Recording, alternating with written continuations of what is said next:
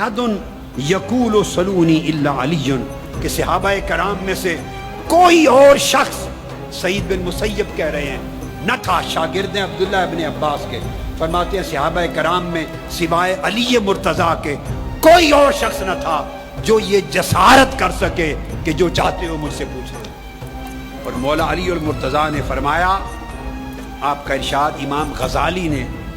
الرسالہ اللدنیہ میں اس کو بیان کیا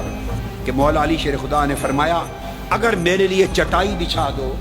مصلی بچھا دو اور میں اس پہ بیٹھ جاؤں تو خدا کی قسم اہل تورات آئیں تو ان کے مقدمات کا فیصلہ تورات سے کروں،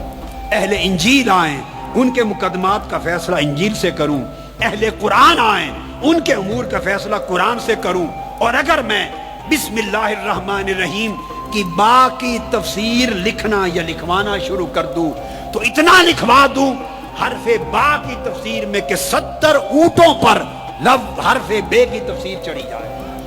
اس لیے مولا علی المرتضیٰ کو آقا علیہ السلام کے علم کا وارث بنا کر تجلی علمی کا بھی وارث بنایا،